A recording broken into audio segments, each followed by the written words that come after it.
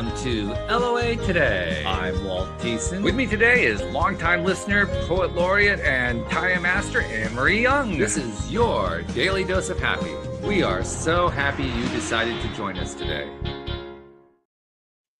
And Anne-Marie, we're also getting back into the swing of doing the shows together. We haven't done a few, or we've done one or two lately, but not as many as we normally do because of what's been going on with the cats and the family and so forth. So it's good to be back. It is good to be back. Yeah, doing stuff that isn't all about, you know, who's dying lately. That's been the thing to get away from. And I can report to listeners who've been following it, Joy's sister Harmony, Harmony the cat, is actually hanging on pretty well. She's not going through the same decline that Joy was going through. I mean, it doesn't look good because her kidney readings are really poor, but she's hanging on a lot better. So we're hoping that she'll be around for a bit. So anyway, we are joined today by Carolyn Sophia, who has she has a bit of a challenge story of her own that she's going to be telling us about in a moment. She's also the author of a book called Unbreakable, which we're going to talk about, and it is a direct result of the challenges that she went through earlier in her life. But we're going to learn about that in a moment. First of all, welcome, Carolyn, and how are you doing today? I'm great. How are you guys? Doing fine, thank you very much. Well, and tell us that story about, you know, how all this thing got started, because when you were younger, you had a rather severe auto accident, and it kind of brought something to the fore that I don't think you really expected. No, I never would have in a million years thought, you know, my life would have gone the way it has. But when I was a senior in college, which already is 5-6 years ago, I was in a life-threatening car accident, and I grabbed my seatbelt seconds before the accident. I was lucky to be alive. It was a huge just turning point for me because I had struggled so many years with depression, anxiety, and, you know, it finally was that little shift I think I needed to really kind of like wake up and focus on what was important in life. It's one of the things I often make a joke out of it, but this is a case where you really can't laugh at it. But the joke I often make is that the universe has what I call the 2x4 method. The 2x4 method is, it starts with a whisper in your ear saying, please pay attention to this. And then you ignore that. And then it gives you a louder shout in your ear, and you ignore that. And then you ignore the tap on your shoulder, and then you ignore the push on the shoulder. And then it gets out the 2x4. You experience the 2x4. Yeah. Those 2x4s are not nice. Not at all. Why do you think it is we ignore the signals? I think about it now looking back and stuff. There definitely were some times where, my sister tried to talk to me, a therapist tried to talk to me, but I don't think I was ready to listen. I think sometimes we're not ready to listen. We're not really ready to hone in on what it is exactly we're meant to do. And it can be scary, being vulnerable, sharing my story with something I never thought in a million years would ever come to the day of light, but here we are. So, I really do think that over time and figuring and going through certain things in our own lives, we kind of figure out, okay, maybe I should pay attention to this. But I also think sometimes we're just like, we're just not going to let that be a sign or whatever it was. I think you probably nailed it, because it's not like we don't know that they're there. I mean, I can't say I've ever heard a story of somebody who got a series of signals like that and they didn't know they were there. The last signal that showed up was the only one they knew about. Every time we knew it was there, we just refused to pay attention to it, which is absolutely, it's odd, but it's very common. Yes, it was very common. And I think also too, it really kind of took, the third time's a charm, they always say. And I think that's kind of really what just kind of made my whole life come into fruition the way that it has. Well, and to be fair, there are some people who get the 2x4 and they still don't listen. At least you listened. That's the good, that's the good part. You did the right thing there. You listened. Yes, after years of struggling and not figuring out why things were getting better, I did finally listen, and I really kind of tried my best to take all the things that I've learned and hopefully have it help someone else. So let's talk a little bit about what you learned. What did you discover? The car accident was such a eye-opening moment for me because, for so much of my life, I feel like I've kind of just existed and not fully lived. And I think it was this car accident that was this wake up call to kind of be like, hey, like you were 1 second away from losing your life. You didn't grab that seatbelt, you would have been through the windshield. I was in the back seat middle. So I definitely do think that things happen for a reason. And I'm not glad it happened, but it certainly did change the trajectory of my life. And it changed kind of what was important to me as well. Cause I think for a long time, vulnerability was something I was so scared about doing and being. And then the more that I've gone through things, the more I've realized that being open can actually help other people in the midst of your own struggles. Which is the theme that shows up here a lot on the Yeah. program, through other guests, especially that we've interviewed as well. But there's always one piece that I always hesitate to ask. The answer is always the same, but I'm going to ask it this time with the same kind of hesitance. Like, really, is this going to be the answer? Even though I've heard the answer 150 times at least. People go through these, we call them crash and burn moments. Yours was literally a crash. Hmm. There wasn't much burning going on, but there was a major crash, and they come out the other side, and then they say, I never want to have to go through it again, but it was the best thing that ever happened to me. Hmm. Was it the best thing that ever happened to you? That's such a loaded question, but honestly, in a way, yes. I think it just forced me to tackle my mental health issues and confront what all the demons that I've been, trying to ignore and trying to just say, "Oh, no, I'm fine. I don't have problems. I'm okay. I don't need to go to therapy. I'm okay." And finally kind of having everything crash and burn made me be like, "All right, time to take this serious." Yeah, wow. And that is the consistent answer. It's amazing. I mean, maybe it's because of the way I'm setting it up. I don't know, but I get that answer. And the part that really blows my mind is when, not everybody will say this, but a lot of the people who I ask the question will come back and say, not only was it the best thing that happened, but it set me up for a life I never anticipated. And they say that in a good way. Mm. Yeah, it really did.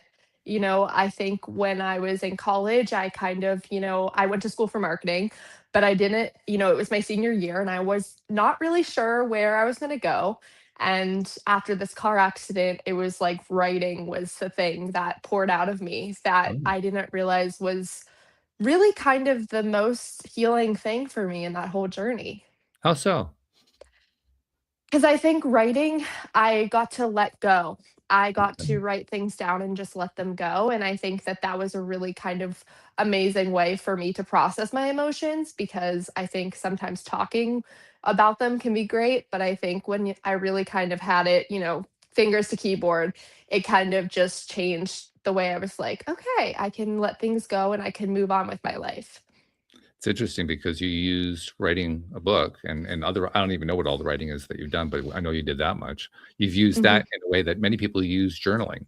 Mhm. They Yeah. literally use journaling just to get stuff out, and, this is another thing that shows up over and over and over again. It is one of the most effective processes you can do to Mhm. work through stuff. It's just writing it all Absolutely. out. Mhm.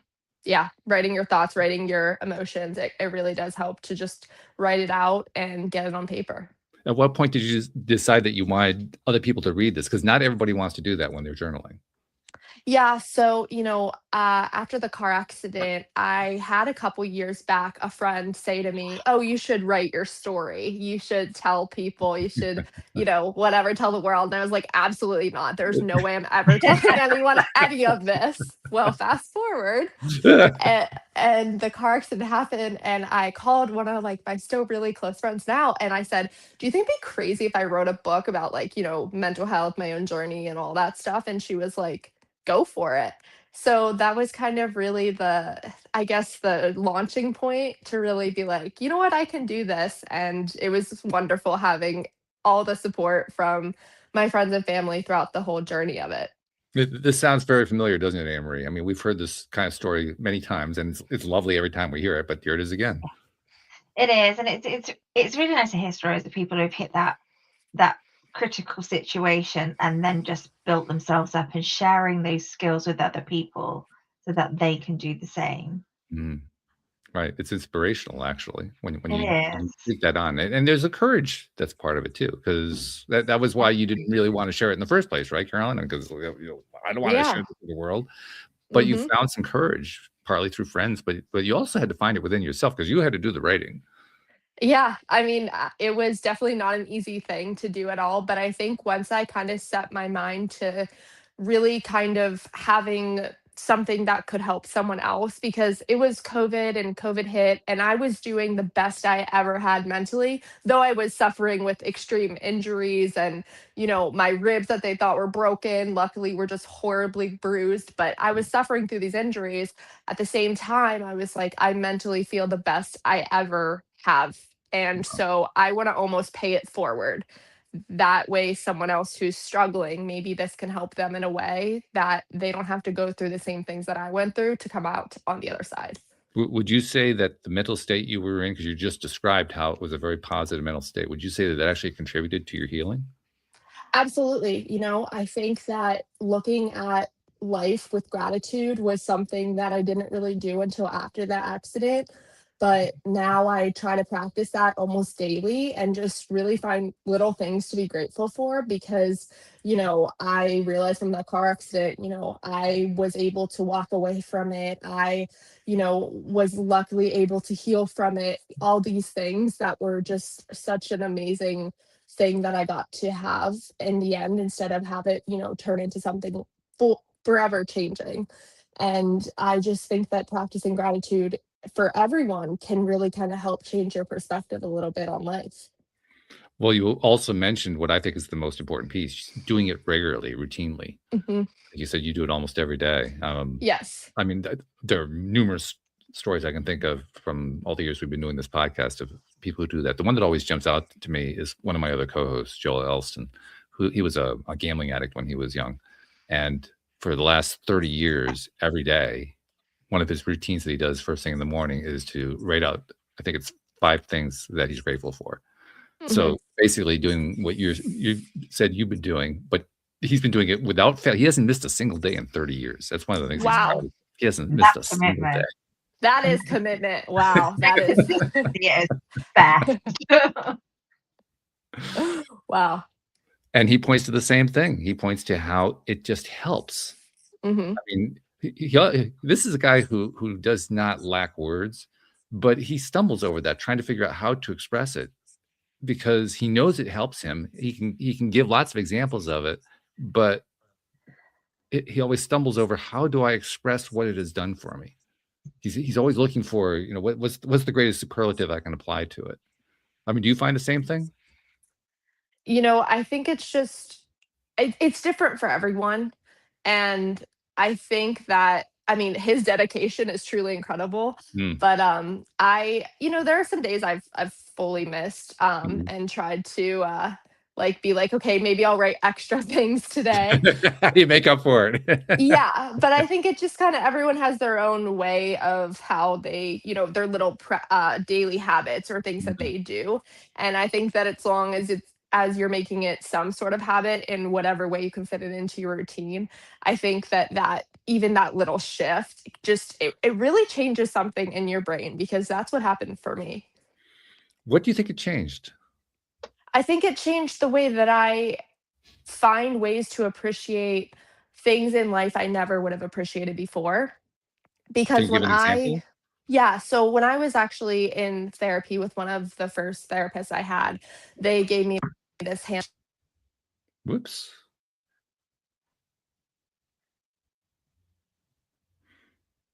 Well, hopefully she'll be back. Oh, there she Oh, are is. we having technical difficulties? I don't know what's Oh, happening. something flipped out. You guys there? We're there. Are you there? Hello? Can We've you got hear you. us? Can you hear us? Can you Can guys you hear hear us? me? Yes, we can hear you. Okay. So yeah, basically, I was just saying that I think that everyone has their own ways of practicing this, but I think that mindfulness was something that does go hand in hand with gratitude. Mhm. And it was something that I tried to really put together as that way I kind of felt like I was kind of changing my just serotonin a little bit by just kind of like Yeah. calming down and focusing on little things like the roses or just having a non-rain day, things like that that I wouldn't have been like thought twice of before. Yeah. Right. Right. Yeah. Just Well, actually, changes Anne the Marie, whole perspective, go ahead. doesn't it? Oh, Try that again. I kind of can't talked hear over you you, Anne Marie. guys. What's happening? Oh, no. Can you hear us now? Ah. Can you guys Can you hear hear me? it? We hear you. Can you hear us? I can't hear you. Oh, dear. Oh, no. Are we having technical difficulties? Um, I can't hear you guys. let's see. What can I suggest? I'm gonna. Is it worth rejoining? She's on her Yeah, phone. I can't hear you guys. I don't know what's happening with my phone.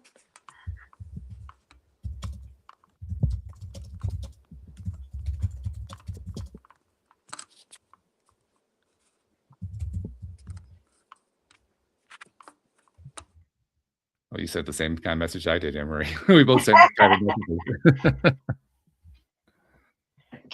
You can tell that we both worked in IT. Turn off. Yeah, right. Back on again.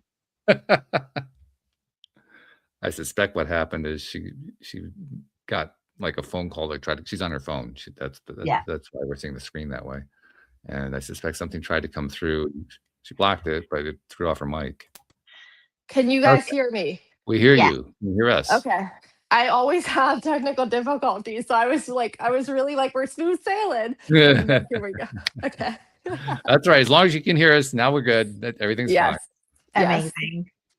Yes. So continuing with what we were talking about, you were talking about the impact that the journaling has and how the gratitude was positively affecting your mindset. We touch on a lot around here, but let's stay on that point for a moment, because I do really think it is important. That's why we keep touching on it. It's very, very important. But I think there's something to the idea that it's the repetitive behavior of doing the gratitude that affects the mindset most. Is that what you find? Yeah, I mean, I think repetition and doing it the more you can definitely does help. I feel like doing it once isn't enough. It's almost like I said, like getting into the habit of doing it, because I feel like it's more effective that way, and then it just becomes a part of your like daily routine. So then you're kind of like not missing it if you would just be doing it like one day. You're not really getting everything out of it that you could. I was talking with Anne Marie before we got started, while we were waiting for you to join us, and I'm a basketball fan. I don't know if you follow what goes on with the basketball, but there was a big game yesterday between Duke University and University of Connecticut. I'm in Connecticut, so I'm a UConn fan, and UConn won at the last second on the last second shot. It was this really very, very, very big deal. It was a lot of fun. It was very high energy, and I realized something. This is something Erin Marie and I were talking about. I realized how important it is to hang on to that energy by continuing to focus on it. So I journaled about it, and I thought about it as I was going to sleep, and I thought about it as I was waking up. And I kept replaying it in my mind over and over again, because the value, I think the biggest value is not only does the repetition play out positively, but also the repetition helps to get what we call the high vibration space, that really good feeling space. And especially when you get an event like that, where there was a lot of really high feeling going on with it, it's great to lean into that, because I think you're going to get the most out of that. I'm curious to know what your take is, but I think that if you can find those, they don't happen a lot, but those rare events that come along that are really high vibe, if you can just ride them, all kinds of good things happen in your life just because you're riding them, rather than just saying, oh, well, that was over, thanks. Yeah, like the post, what is it called? Post promotional blues or something, when something's over and then you're like, Right. oh, like, well, definitely when we were in the Stanley Cup years ago, I'm a big hockey fan. So there you go. Okay. So that was like that whole summer, actually, that was like a pretty good summer. So yeah, I know what you mean by that. Yeah. In fact, all of America got to experience that during the Olympics when we won both the men's and women's gold medals. That was pretty much fun. Not so much fun for our Canadian friends, but it was a lot of fun for us. I like to call that an emotional Polaroid. When you just take that emotional shot of how you felt, and then you can just go back to that moment. Yes. And remember how you felt. I remember, I've got one where I was just driving in a beautiful country lane. It was sunny, which is rare in the UK. It was just such a beautiful time. And I just remember just feeling so content and settled and happy. And I go back to that quite often, because I just took that emotional Polaroid and just made sure that I focused on it. Yeah, that's actually, I think that's something I kind of try to do with the book and stuff, and I just remember how writing it was just the most healing thing ever. And I Mm. just like, whenever I need a day or something that I'm just like, I'm feeling a little down or whatever, but I'm just like, wait a second, like you made it so far through writing that book, and then just kind of go back to that moment. Does that work for you? Sometimes, yes. Sometimes, yeah. Yeah, it's not something that I practice as often, I'll be honest, but it is something that I do try to make sure I'm thinking about it every now and again. Now, you did have, like most people who write a book, you had those initial doubts, and friends helped you to just make the decision to, okay, let's go ahead and write this thing. Looking back now, I mean, you wrote the book, you went through all the editing, which is people don't have any idea how much that is, but there's a lot of work in that. You finally got the book published. It's behind you in that sense. Now you're in the phase where you're helping to promote it and so forth. What do you look back on it with? Do you look back with eyes of, wow, that was a really great experience? Do you look back with eyes of, wow, that was a really rough experience? I mean, how does that, is that one of those events where you can look back and say, that's one I want to replay over and over again? Oh, definitely. I always say, sometimes people will publish a book and then a couple years later, they're like, I wish I would have changed that. I wish I wouldn't have put that in it. And I can honestly say that I love the way that it's written. Hmm. And I, still think of this book as everything I wanted to say.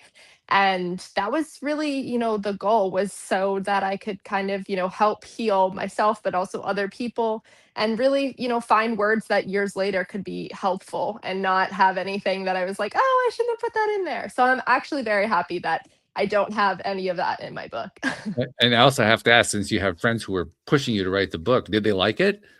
Yeah, yeah, of course. Yeah, they were very supportive, and just even bearing my heart and soul, they just Mhm. were like really proud of me because it was Mm. something that I guess it was a long time coming and I didn't even realize it, but it was definitely amazing to have their support and to have my family support with that too. Yeah, yeah. Well, it's also interesting how when you get that level of support after it was promised, because Hmm. it's not like they said, "I will support you if you do this." They may have said that, I don't know, but most often that's not the way that plays out. Right. But there was like an implied promise in there, right? Oh And yeah.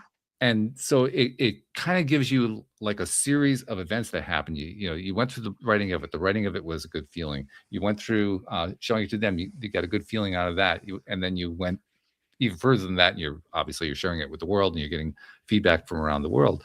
But I guess my point is, it becomes an iterative series of positive events that add up, Mhm. that I think probably contribute to why you feel so good about that book. Yeah, I think that's actually yeah, that's very true. Everything you're saying with that. Yeah. Well, let's talk about what the reception has been. What have you gotten the best response on, and what has resonated the most? I think that's what I'm trying to get at. The best is whenever someone is like, this was me, years ago, or, Mhm. someone actually, there was this one, you're not supposed to look at your reviews, right? But I looked at this one Everybody review. looks at the reviews. What are you talking about? They say as an author you should like avoid it, but I looked one day and I saw the beginning of it and it said this book didn't resonate with me, and I was like, oh, okay, we're off to a great start. And then and then it said, but then I had something traumatic happen in my life. I Ooh. went back to this book, and this book helped me through a really, really hard time. So thank you so much for writing Mm. this. And Yeah. that one comment like will forever stick with Mm. me because it just showed that it could just even impact one person. Well, I mean, just from the way that particular little narrative ran, it just reminds me of your narrative, because your narrative was, none of this is important until it became important. And her Yeah. narrative, or his, I don't know if it was a his or her, but their narrative was essentially the same. This isn't important, so it doesn't resonate with me. Oh, wait a minute, it just happened to me. Now it all of a sudden resonates with me. Yes, yes. And that's the thing about mental health though, is it can resonate with everybody Mhm. because even if you're not struggling, you might have a friend, a parent, someone in your own life who is really struggling and, could really just use like some pick me up words or Mhm. some sort of encouragement to really get them through that hard time. I mean, if I Mm. was 16 and I had my book then, I always wonder how different my life would look now. That's something I'll never know.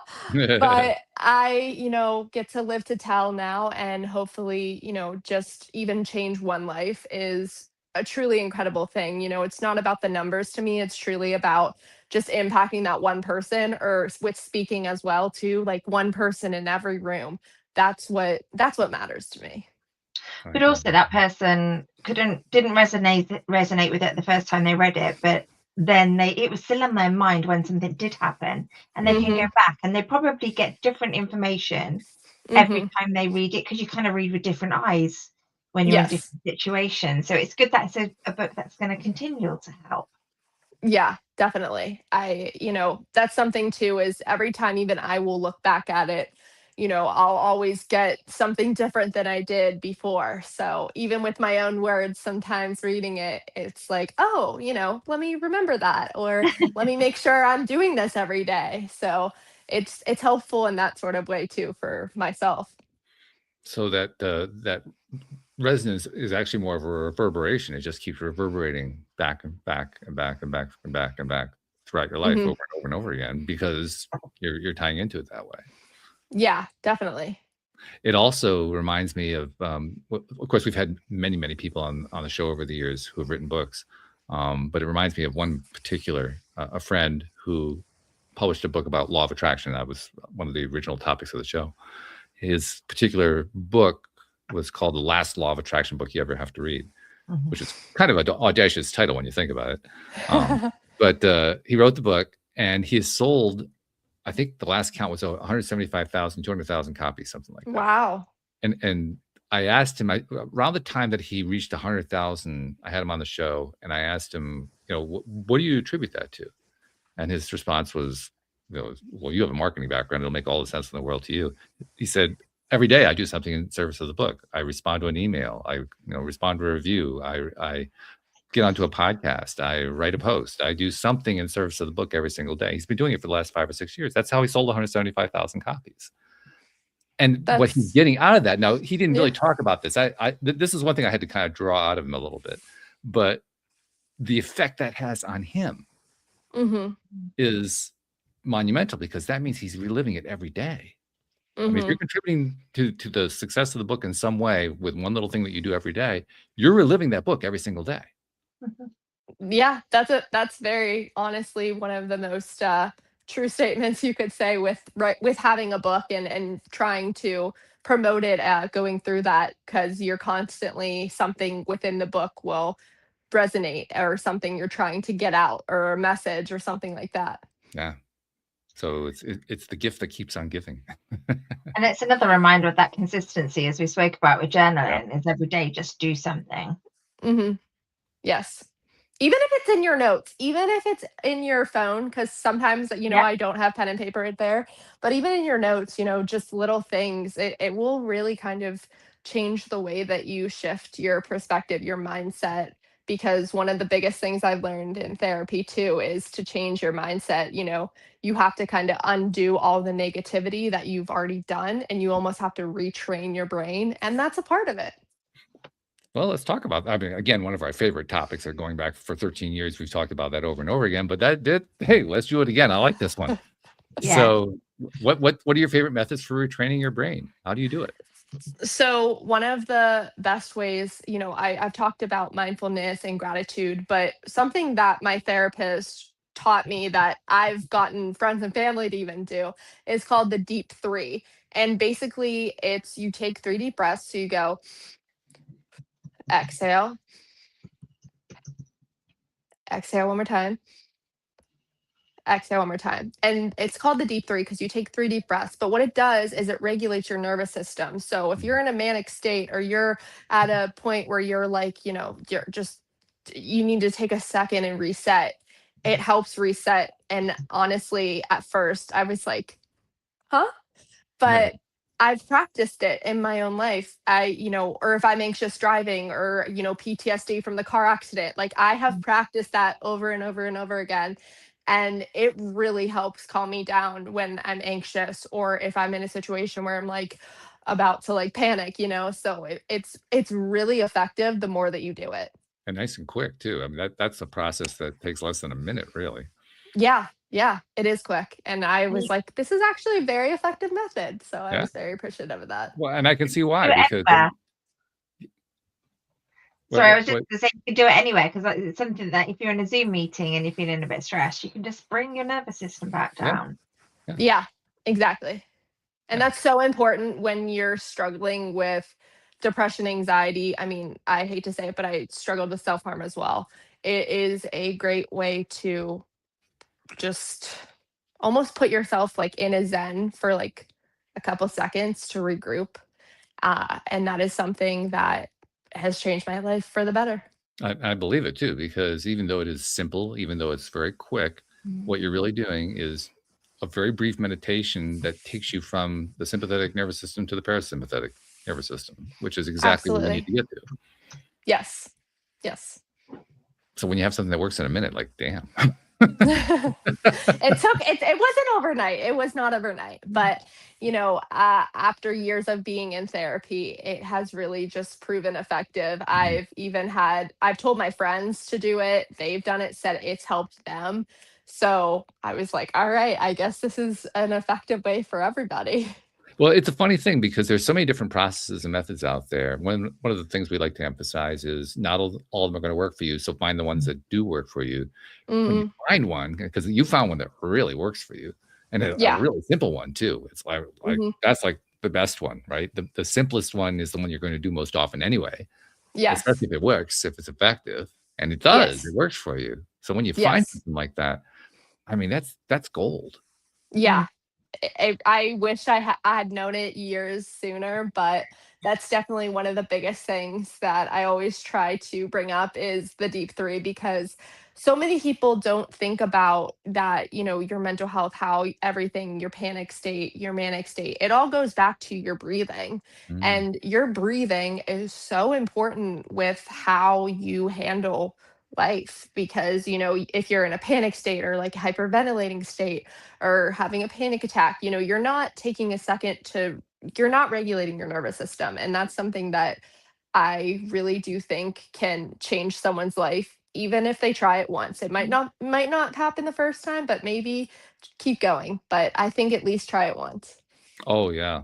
I mean, well, it is important to have found whatever methods work best for you and to apply them, but especially when you have something that simple, to have it in your back pocket is huge, and not just have it in your back pocket, but pull it out and actually use it. I mean, I alluded to it earlier. You don't know the background, but I'll give you a quick fill-in. About 4 weeks ago, sadly, I had to put my cat down, which was just horrible to have to go through. His sister is going through thank you. His sister's going through the exact same thing that he went through. That's what I was referring to earlier.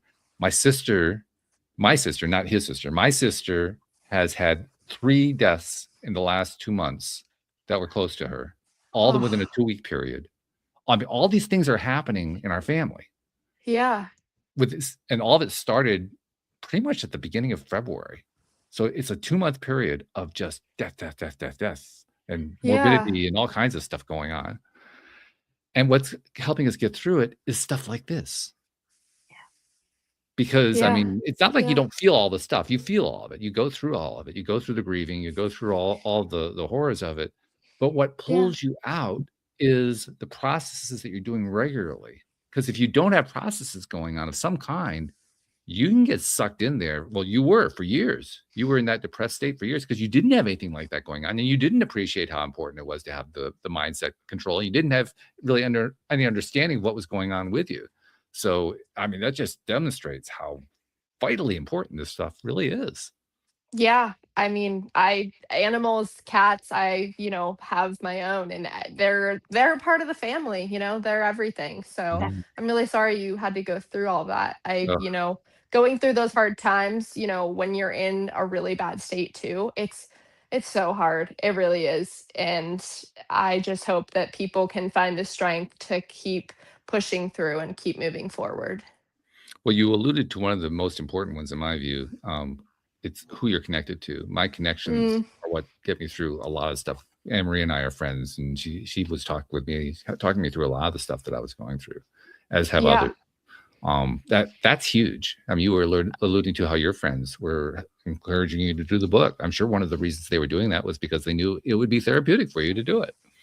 Yeah, I mean, honestly, it has taken me years to find really, really genuine good friends. There Mhm. was a time period in my life where it was so dark. I didn't have friends, or if I did, it would be a week and then they would just not talk to me, and especially in high school, that was a morbid time for me. And, I found out I had a learning disability as well, called nonverbal learning disability. If you're not familiar with that, you're highly verbal, but you struggle with conceptual skills, spatial awareness, that sort of thing. And I remember just always feeling so different and feeling like people wouldn't accept me.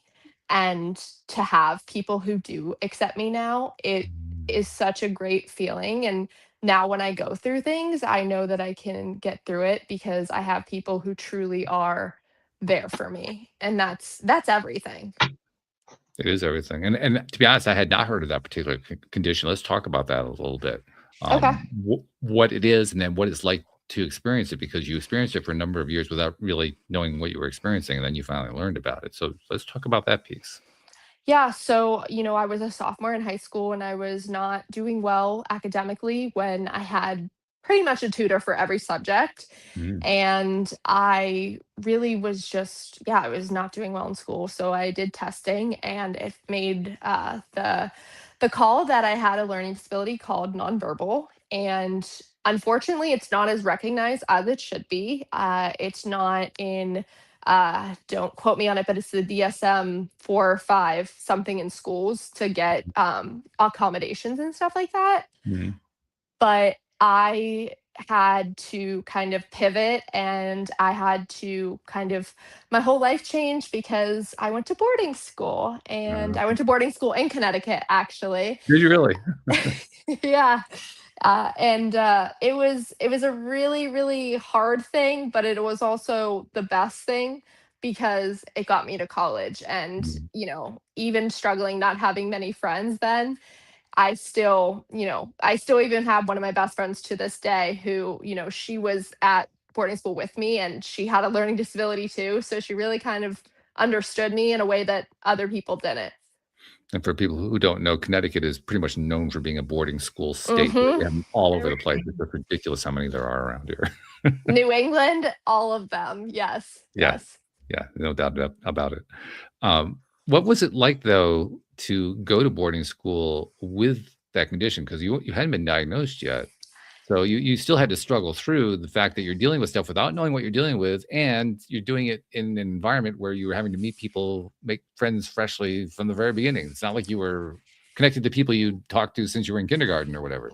Right, right. It was kind of like I feel like as I put it, I was thrown into a pack of wolves. But it was very difficult at 16 to move away from my family and to kind of figure things out on my own. I mean, I just found out I had a learning disability like a couple months before. Mm. And when I first found out, I'm not gonna lie, I was like, am I stupid? Does this mean that I'm not as smart as the other kids? Does this mean I'm gonna need like accommodation, like what does this mean? And so Mm. I think that as a kid finding out I had this learning disability, it was really challenging.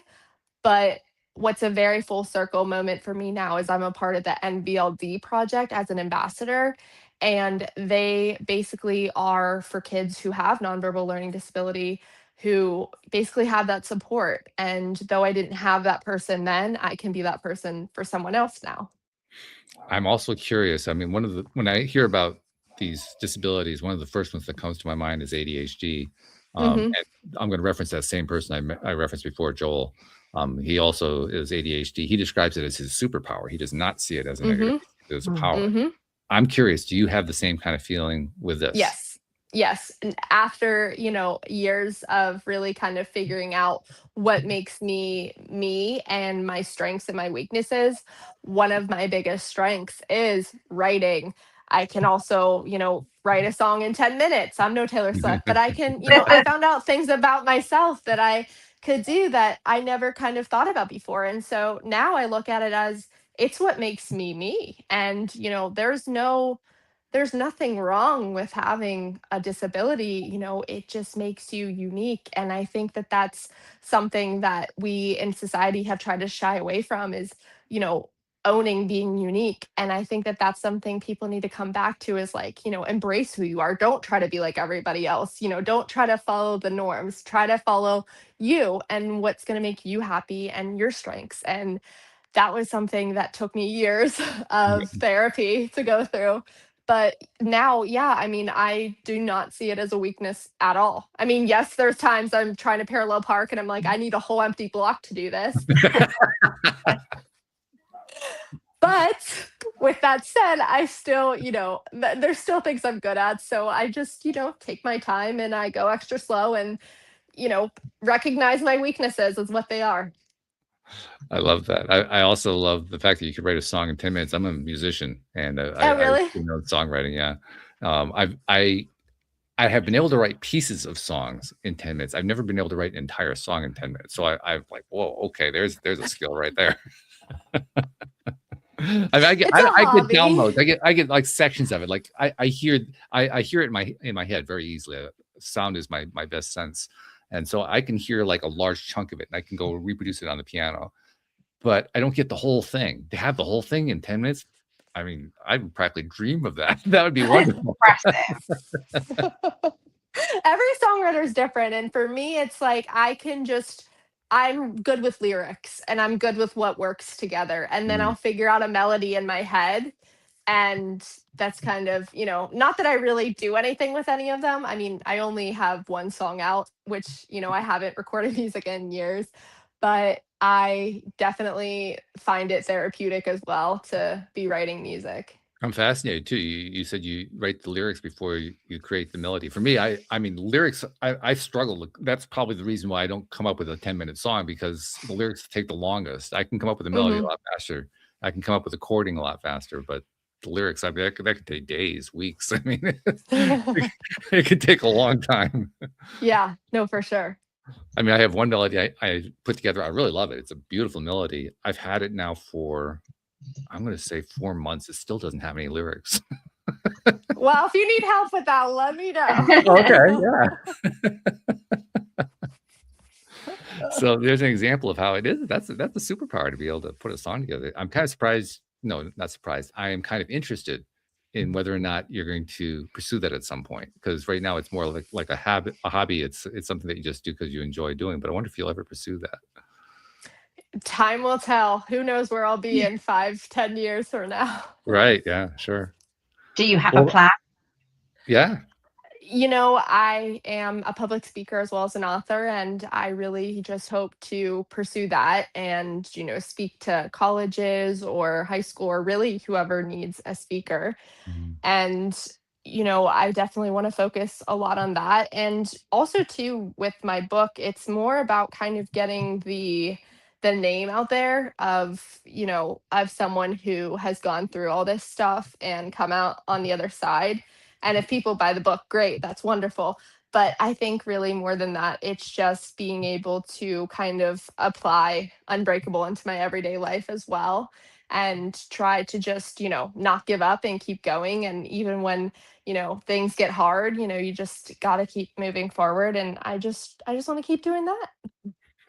I'm glad you mentioned the title again because I want to zero in on that. One of my pet peeves, if you okay, here we go. For people who have the video, they can see the book now. One of my pet peeves is when I see somebody talking about how they got broken, and all I can think is, no, you weren't broken. You went through some stuff. You're coming out the other side, but you were never broken. So to see your title, Unbreakable, I said, yes, all right, somebody gets it. Yeah, I came up with the title actually in the process of COVID. And I literally just said to my mom and dad, and I was like, I'm just like Unbreakable. And I was like, wait, that's it. And then I knew before, the book was written that it was going to be called that. Talk about why that's an important title, though.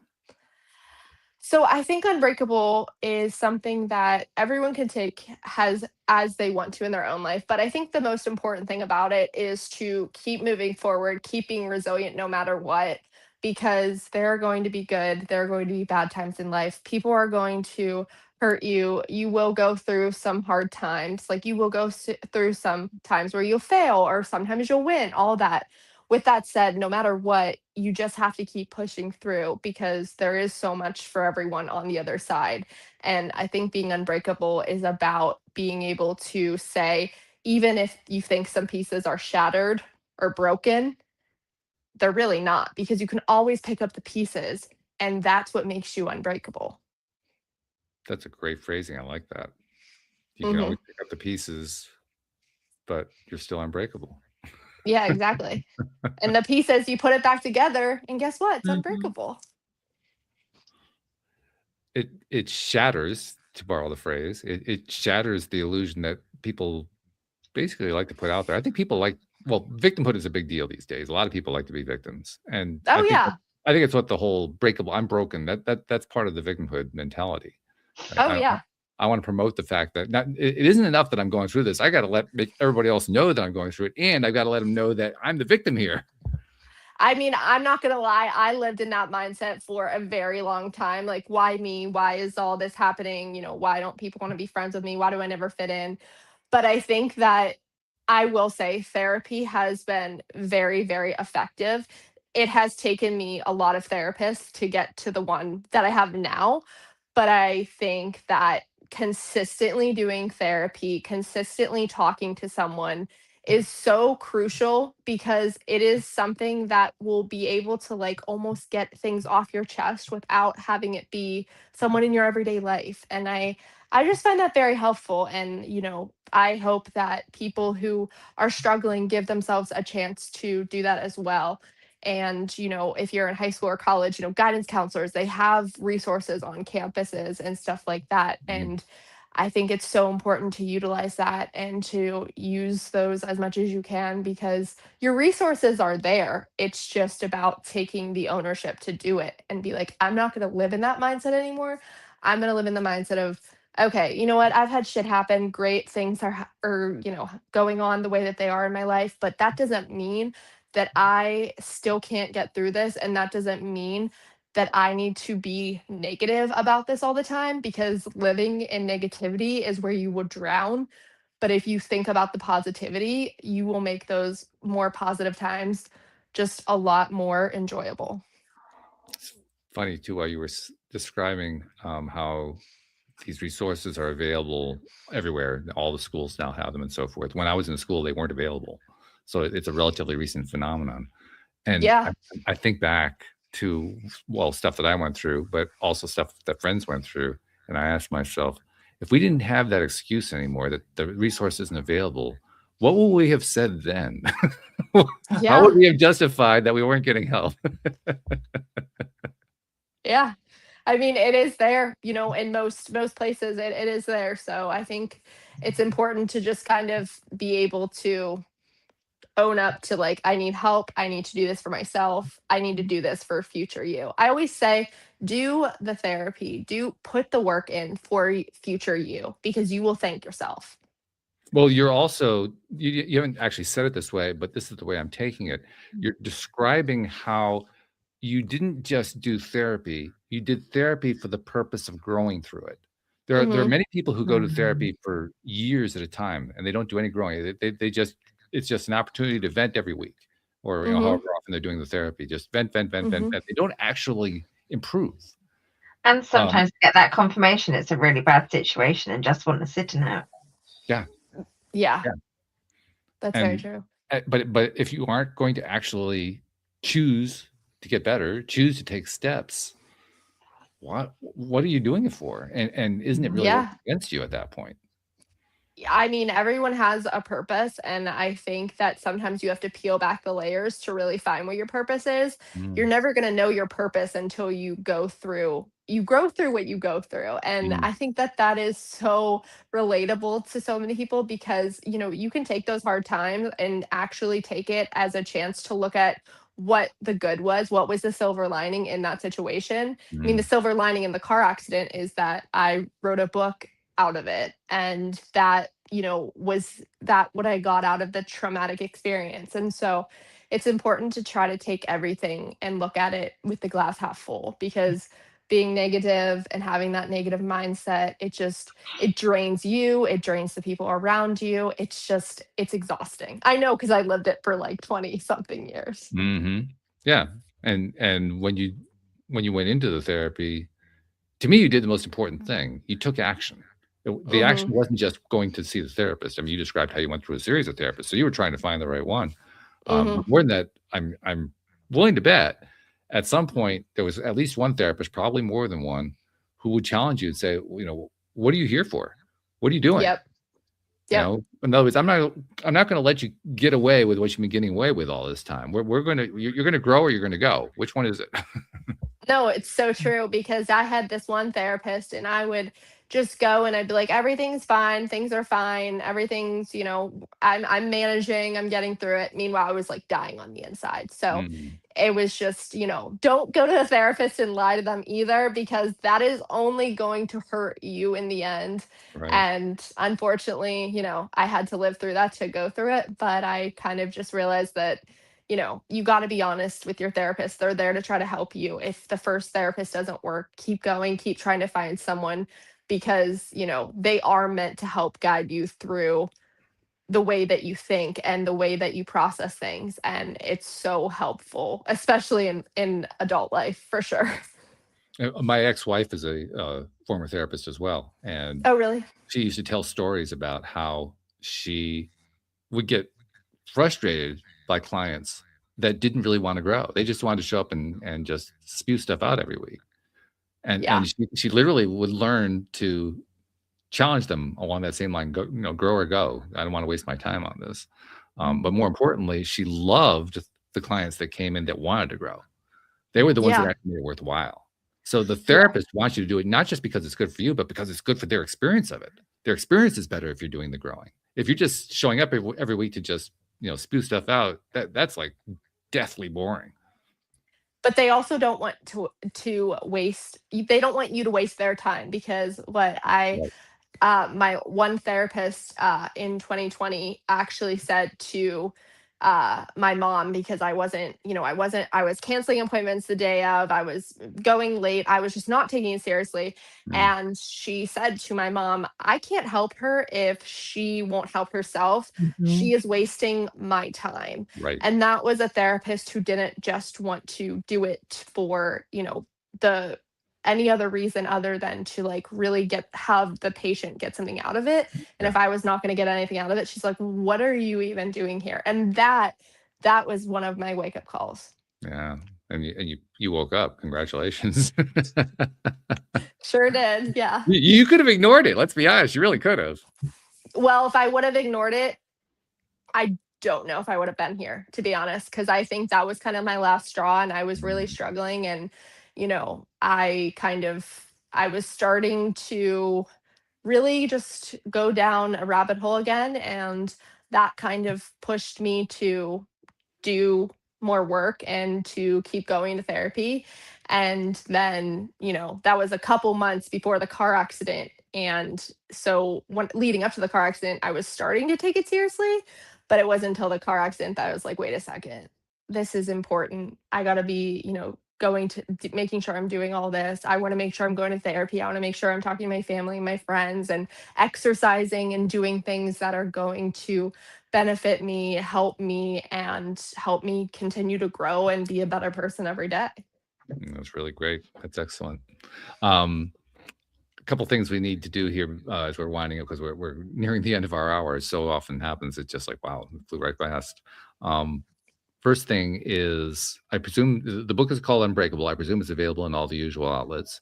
I'm also going Yes. to guess, just because of what we've gotten to know from you and who you are and so forth, you love hearing from people who not only read the book but are interested in the topic. What's the best way for somebody to reach out to you? I have my social media actually on my website. It's carolynsophia.com. You can also get my speaker kit for free if you're looking for a public speaker. And my socials are linked on there, but it is Carolyn Sophia with 3 A's on Instagram and TikTok. And you can always message me there. I'm glad we brought that up too, because I introduced you as Carolyn Skowron. It's obviously it's Carolyn Sophia Skowron, so I should really specify that's why it's Carolyn Sophia on the website. So thanks Yes. for sharing that. A couple other Yes. things we'd like to do at the end of each show. First of all, I like to go to Anne Marie to kind of get her perspective on how does she tie the whole thing together. What is she picking out as the great takeaways of the day? So Anne Marie, I know you've been thinking about it. What's today's takeaway? I thought today's program was a really good story of resilience, perseverance, and taking a difficult situation and using all those different skills that worked for Carolyn to navigate her path going forward. I thought that was brilliant. And I like that you promote therapy, getting that assistance, because it's all well and good having your own toolkit, but sometimes you do need other people, be it a coach or a therapist, and having that help with the emotions and working your way to understand them. I also liked the fact that you said, don't be scared to get yourself out there, even if it impacts that one person, which it clearly did just by reading that review. And it will probably impact them going forward multiple times. But for me, I think I loved you said 3 very powerful words, which was just keep moving forward. And I thought that was lovely. Thank you. You can see why I have her do these. She's really good at doing that. Yeah, wow. Nailed it. One final thing I also like to include at the end of these, especially appropriate for you because of what you're doing to promote your book. Now that we live in this 21st century, I mean, like I said, when I was in school, we didn't even have the ability to go get a therapist or whatever. That wasn't even an option. Now it's an option everywhere. And now that we live in the world of the internet, people are writing books and they're sharing stuff like you're doing and going out and posting and podcasting and everything else. And in the process, you're reaching people. I mean, you actually told us the story about somebody who you reached. You actually have to find out what their reaction was, but that's not always the case. A lot of times, people are reading your book or they're hearing what you have to say or whatever, and you don't even know who they are or how it impacted them. And the way the ripple effects work, it's almost certainly impacting a lot of people in ways you just don't know about, and that you're really not getting credit for. So I think, that's something I can do as a podcast host, because I got people like you coming on all the time. So I say, well, I can help with that. So, Carolyn, on behalf of those people you've never met, and never seen, never will meet, never will see, who you've been helping in ways you didn't even know about because you're going out and sharing your message, on their behalf, thank you for what you're doing, because you're making a difference in this world. Thank you.